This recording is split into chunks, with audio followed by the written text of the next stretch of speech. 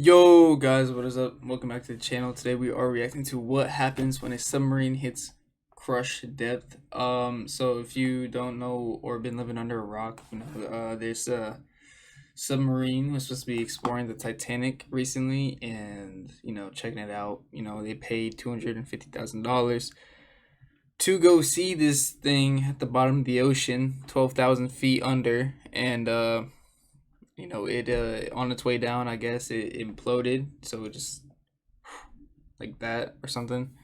And five people were in it. you know it's scary stuff. So we are reacting to this when a submarine hits crush depth, because I'm curious to know how that stuff works. I don't know how it works, so we're watching it now. This is uploaded 2 months before actually this The depths of the ocean so. are a mysterious, unknown place, shrouded in darkness and pressure. It's not an environment that many dare to explore. But what happens when a submarine is pushed beyond its normal operating limits? I don't When know. a submarine reaches its crush depth, the consequences can be catastrophic. Today, we take a look at what occurs when a submarine reaches its crush depth, how such an event can change the course of history for people on board, and what happened to the U.S. Navy submarine USS Thresher. Let's dive in. There are, in fact, two distinct crushing depths: the depth at which engineers say it is unsafe to dive, and the depth at which a submarine actually crushes. World War II submarines were given a maximum depth rating, although it was impossible to tell how deep they could actually go.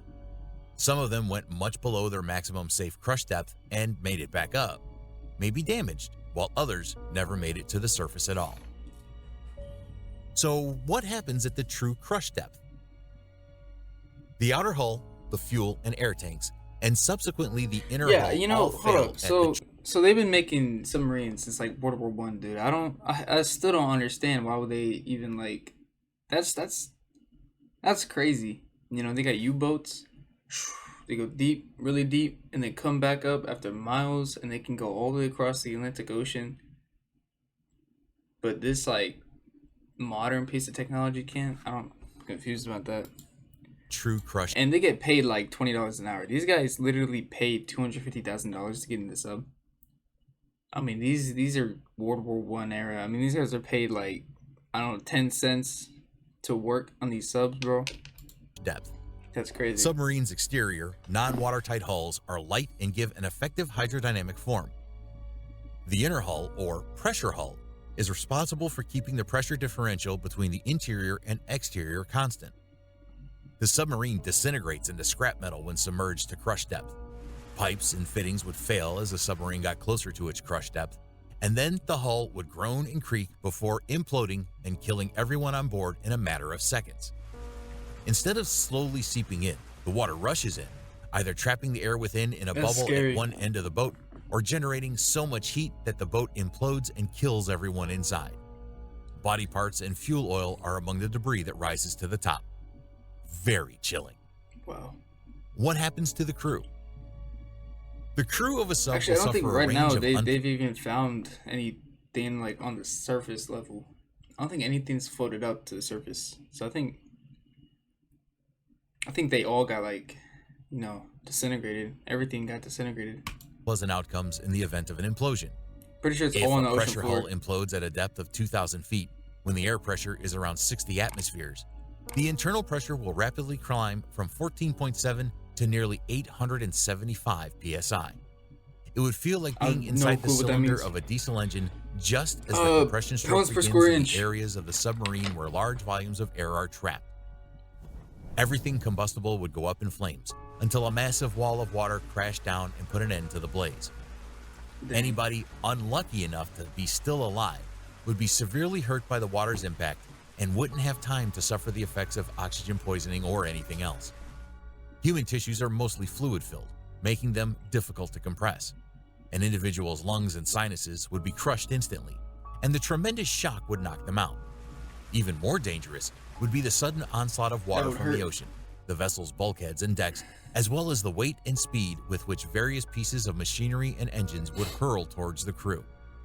To put it bluntly, the crew would perish multiple times in the blink of an eye.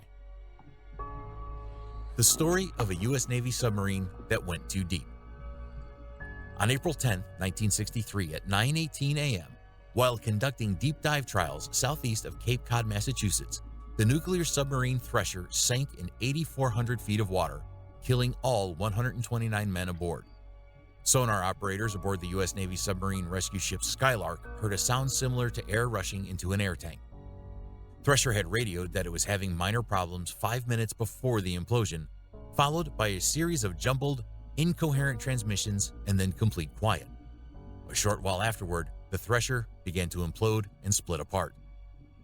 The U.S. Navy has concluded that the most likely cause of the accident was the failure of a pipe joint in the seawater system in the engine room, which sprayed seawater onto electronics, causing them to short out and shut down the reactor automatically. Bro, that's gotta be scary. Thresher was roughly 1,300 feet deep when the catastrophe occurred.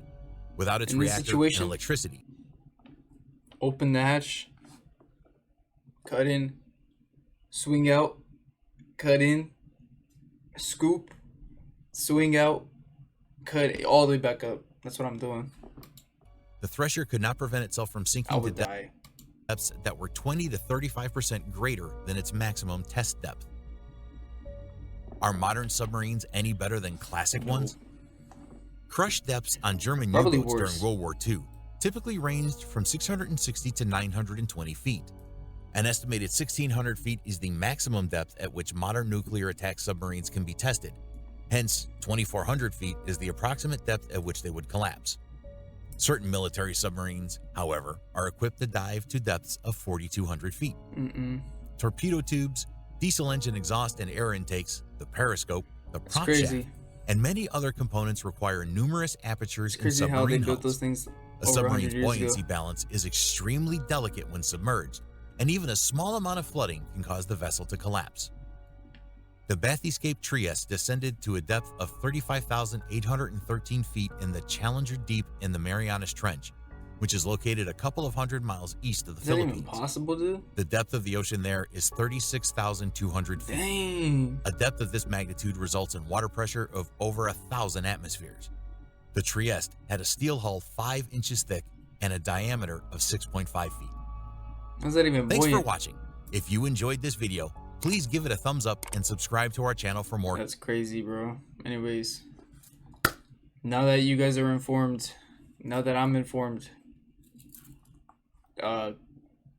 that's good to know. All right, guys.